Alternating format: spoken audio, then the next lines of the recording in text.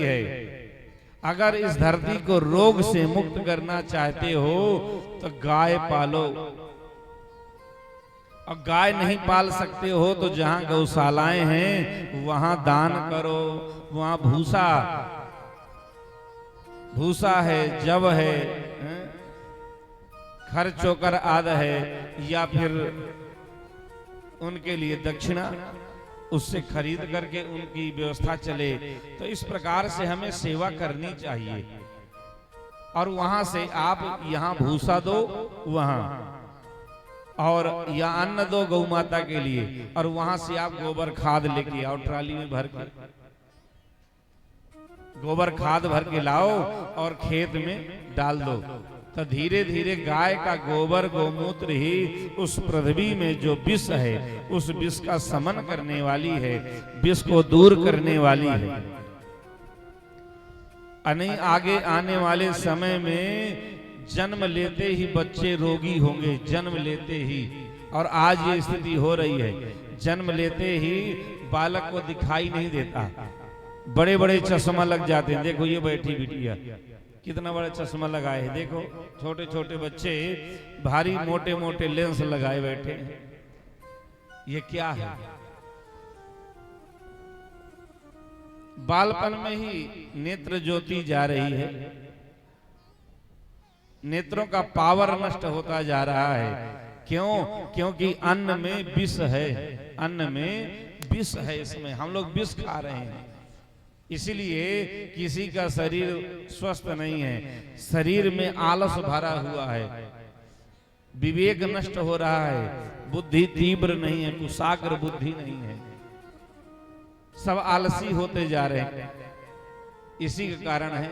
और अगर शुद्ध आहार मिल जाए, शुद्ध आहार, तो बुद्धि तीव्र होगी और ये शरीर पावरफुल हो जाएगा, निरोगी काया हो जाएगी। तो हम पवित्र आहार लेंगे तभी जब पृथ्वी को हम गोबर गोमूत्र देंगे, क्योंकि पृथ्वी का आहार है गोबर और गोमूत्र, ये पृथ्वी का आहार है। और पृथ्वी को उसे भोजन के रूप में क्या दे रहे हैं हम लोग? यूरिया, डीएपी, यही तो दे रहे हो ना।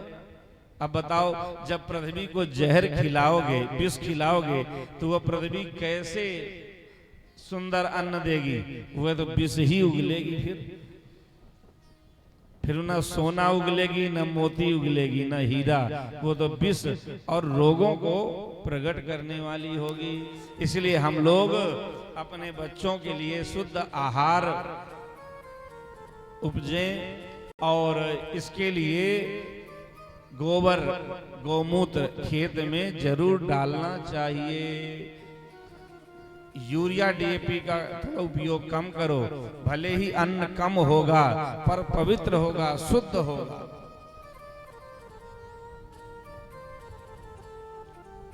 गोबर के द्वारा उगाई हुई जो खेती है, जो अन्न है, उसका रेट बहुत महंगा है, बहुत रेट महंगा है। जो अभी रेट चल रहा होगा गेहूं का, और जो गोबर गोमूत्र के द्वारा खेत में डाल करके उपजाया हुआ गेहूं है, जस्ट दुगना रेट है। और लोग ले रहे हैं, शहरों में लोग वही गेहूं ले करके और पा रहे हैं। और उसमें चना, जौ है, बाजरा है, ये सब मिला करके यही आहार के रूप में ले रहे हैं। तो पवित्र आहार गौ माता दे सकती है। इसलिए गाय का हम पालन करें, घर में गाय रखें,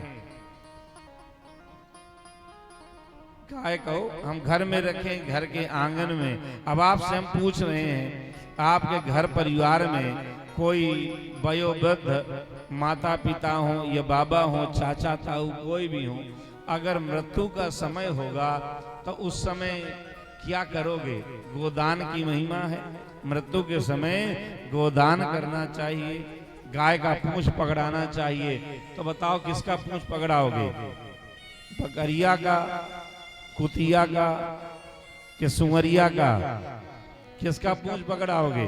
क्योंकि घर में कुत्ते पले हैं तो कुत्ता का पूंछ पकड़ाना। फिर क्योंकि गाय तो देखने के लिए मिलने वाली नहीं है धीरे धीरे। अगर हम लोग गायों की उपेक्षा करते जाएंगे तो गाय खाली फोटो में रह जाएगी, चित्र में। तो बच्चों को बताना ये गाय ऐसी होती है। इसलिए गाय भले ही दूध के लिए नहीं, पर यही भावना से पालो कि कम से कम घर परिवार में किसी की मृत्यु होगी, मृत्यु का समय होगा तो कम से कम बछिया का पूंछ तो पकड़ा देंगे, बैतरनी तो पार करा देगी। क्योंकि मृत्यु के समय में जिसने गाय की पूंछ पकड़ ली तो समझ लो भव सागर से पार हो गया। क्योंकि गाय भगवान की भी आराध्या है।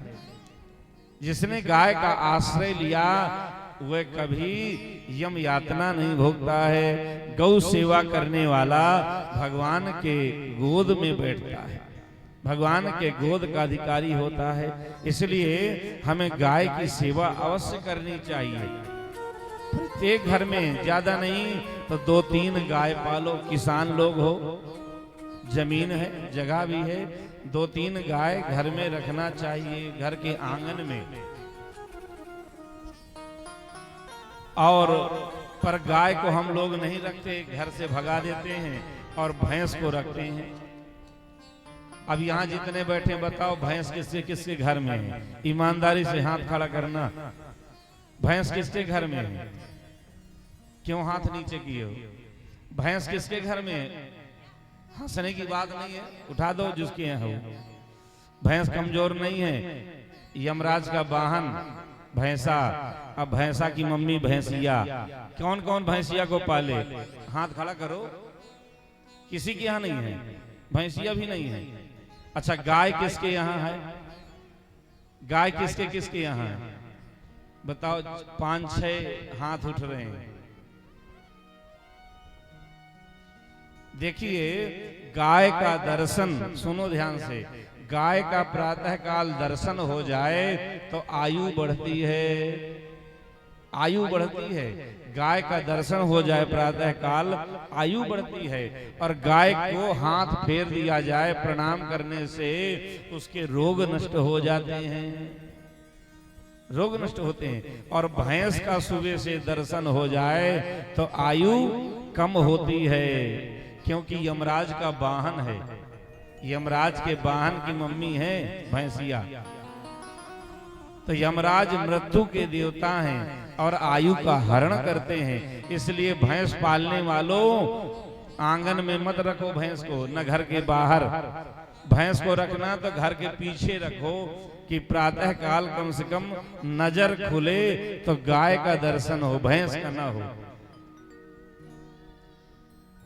अब यहाँ जितने बैठे हैं, अब विचार करो, जो आपके चाचा ताऊ होंगे, पूर्वज, पहले बचपन में देखा होगा तो एक बाड़ा होता था दूर, जहां भैंसियां रहती थी 8-10, है कि नहीं?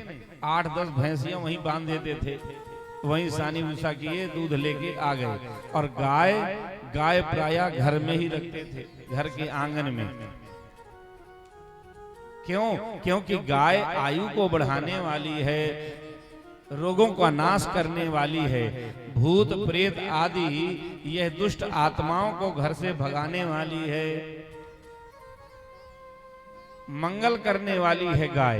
इसलिए गाय को घर के आंगन में बांधना चाहिए। क्योंकि गाय हमारी माता है कि नहीं माता? गाय हमारी माता है कि नहीं? अब पूछो कैसे ही माता है? गाय हमारी माता है सब कहते हैं, पर कैसे माता है जानते हो? जितने भी जीव हैं सब गाय का दूध पी करके ही जी रहे हैं। बड़े जो हुए हैं जितने, अब आप कहोगे कि महाराज हमने तो अपनी मैया का दूध पिया, है कि नहीं? सब अपनी अपनी मैया का दूध पिए हैं। अब उनसे पूछो कि मैया के भीतर दूध आया कहां से? मैया के भीतर दूध आया कहां से? वह दूध गाय का ही है, गौ माता का दूध है।